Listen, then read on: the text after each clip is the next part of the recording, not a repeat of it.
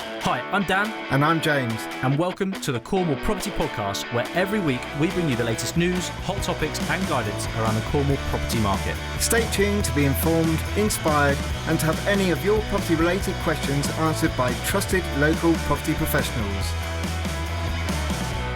Welcome back. I'm Dan. I'm James. And this is episode 45 of the Cornwall Property Podcast. And again, we're here to inform, educate, inspire you guys to get involved with property, particularly down here in Cornwall. So thank you once again for joining us. Absolutely. And just remember that you can get in contact with us by going to cornwallpropertypodcast.com, go onto our front page there, scroll down to the bottom, and you can send us a message that way. And then you can also reach us on social media such as Facebook, send us a message on there, and we're now on Instagram as well, so please do follow us there and give us lots of likes like many of you do.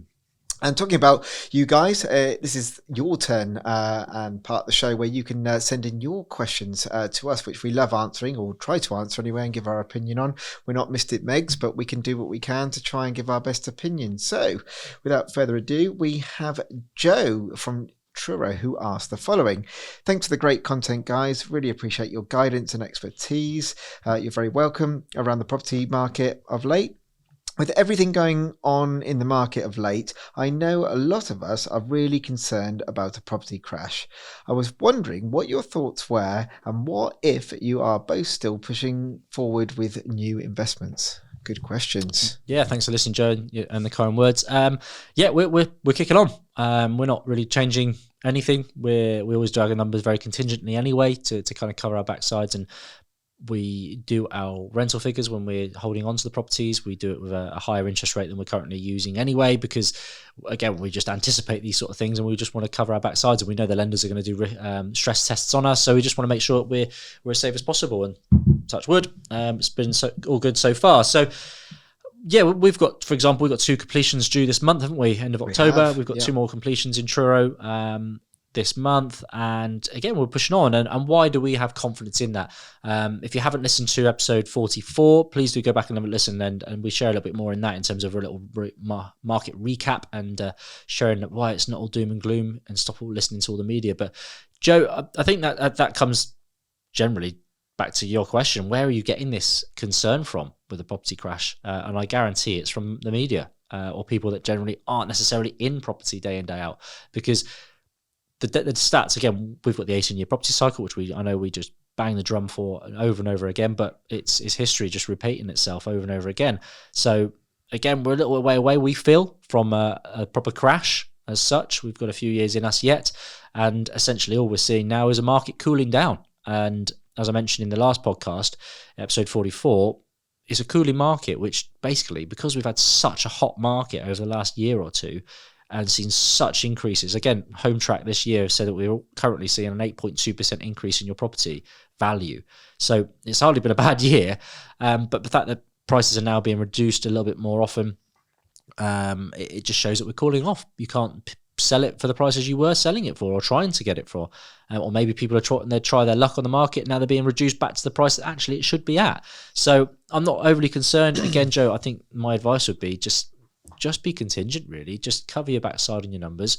Obviously, we work with investors ourselves, so we've got private investors that work with us. They lend to us. We offer them a return, so we've got to make sure we protect their money as well as our own. So we're really, really cautious with that in mind. So yeah, Joe, I think proceed with caution. That's what we're doing. But essentially not too overly concerned. It's just a cooling market. And if you look at the figures I mentioned last episode, you're actually getting back to sort of like a 2019 property market at the minute from looking at the data. And well, that was just an ordinary market. So we've just had such unprecedented times over the last couple of years. It just feels like a bit of a whirlwind, and things are, oh my God, what's happening? But it's just cooling off. And that, for me and James, I know, is the same, just excites us, if anything, because it means there are actually more opportunities going to be coming available.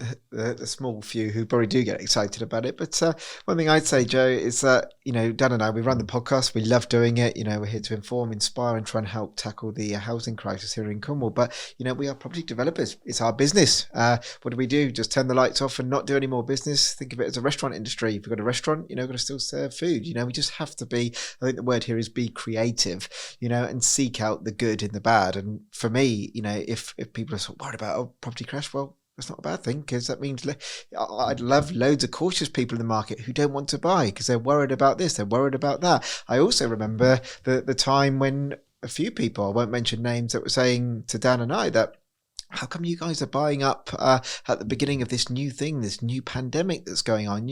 Cornwall's market might be on its knees in a couple of years. And Dan and I looked at each other, but this is a real opportunity. So if there's less people kind of buying things up, then we know that there's a real opportunity to make an offer where we can get reductions on properties. But for me, I just look at this as it's a property business, and it goes down to two things. That is demand and it is supply. And it's quite simple. There is more demand in Cornwall than there is supply at the moment. So that is a good business to be involved with. We know there's a housing crisis. People are waiting to get houses. And we show, every fortnight we show you properties that are unencumbered. They need help. And, guess what? There's people there waiting to buy them or rent them in Cornwall. And the market, I think, in this particular county is still very, very good. So, again, just be cautious, as Dan says. But I think now is a good time to be creative and watch, study houses, look for price reductions, and chat with your agents. They'll tell you what vendors will really take. And just be, be careful, but be clever.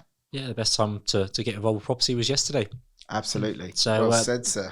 So thank you, and James, great points as well. And next question is from a good friend of ours, actually, Becky, who is absolutely smashing it now. She's doing great things. She's been working really hard. She's down in Falmouth, and she has got in touch with a question that we've been helping her out with. So Becky, James, I'm going to throw this one at you. I have been doing a HMO renovation in Camborne, and right at the last minute, the day before the valuation, my mortgage product was pulled.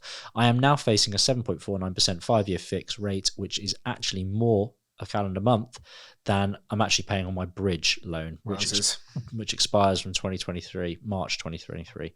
What should I do? I have investors tied up with money also. James. Probably a 2-word answer.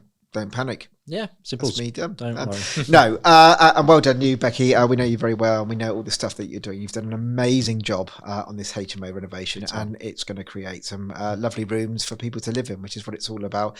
And the property originates from being unencumbered. And you'll be an amazing landlord, Becky. You will be brilliant. We know that. And I would certainly take a room for sure if I was living in a HMO, and I know I would be well looked after. But yeah, 7.49%.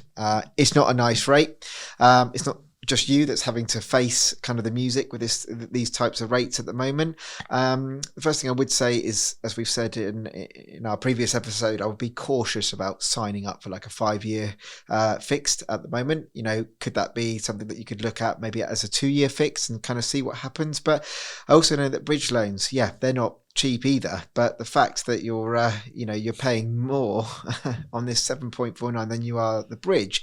Now you've got a bit of time, you've got a bit of breathing space, haven't you? You've got till March 2023.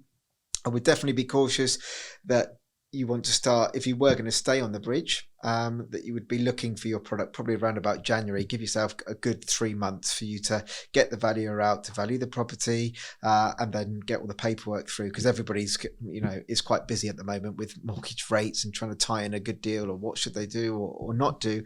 But if I was in your shoes, Becky, I would go back to the investors and say, I've got my rate, we're all set to go. I can exit on this rate, but would you guys like to keep your money in for a little bit longer? Because I might look at exiting actually when the bridge loan is up in March next year, and they might like the idea of that because they don't know where they're going to put their money with everything that's going on. But with the rate of return that you're giving, Becky, and I won't disclose that on here, but I know it's a very, very healthy rate of return for your investors, and they're very lucky to have you. Maybe they would just go, yeah, not a problem.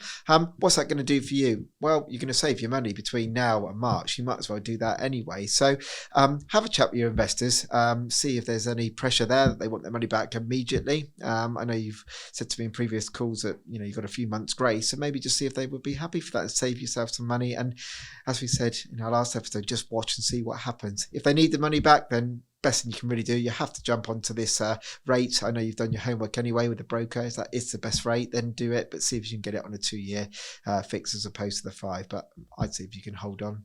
Dan, any thoughts on that? Yeah, I think a lot comes down to the loan to value as well. Only take the loan to value that you need to make the deal work as well. If you can leave a little bit of money in and potentially reduce that rate, then great. If you need to take more, then obviously that's going to impact the rate ever slightly. But also shop around. Again, there's more than one broker out there, and if you just want to just give yourself a bit more confidence in terms of, is this the best opportunity or the best deal I can get right now? So it's definitely worth asking a couple of brokers. Obviously, we've got a broker we've used now for many years, and once you've got that relationship and trust, then it's not so much of an issue. But if this is first one, second one, we know this is your first, Becky, so it's also important for you just to do your homework and make sure you just put your mind at ease, because nothing worse thinking, oh, was there something else I could have done? I'd rather just know I've done everything I can and I've secured the best opportunity I have. So, but again, Beck, well done. Having seen pictures, it looks like an amazing house, an amazing HMO down in Camborne, and again, it's homes, five rooms that you're bringing to the market for Cornwall, so good on you. Yeah, high quality finish as well. Yeah, be very lucky to live there, whoever does. Well done, Beck. Well, look, guys, that is it for today's episode. And thank you once again for joining. If you've got questions, obviously make sure you get in touch and we'll do our very best to help you. But again, thank you. Yep, thank you. And just remember, getting in contact with us, you can do that, especially for the new people. You can do that by going to CornwallPropertyPodcast.com, go onto our front page, scroll down to the bottom, send us a message on the platform there, or but like many of you do, go onto our social media such as Facebook, send us a message on there, and please remember to check out our Insta page as well and give us lots of likes, because we're always trying to build more exposure and get more investment in Cornwall. So yeah, thank you very much, guys. That's bye from me. Goodbye from me.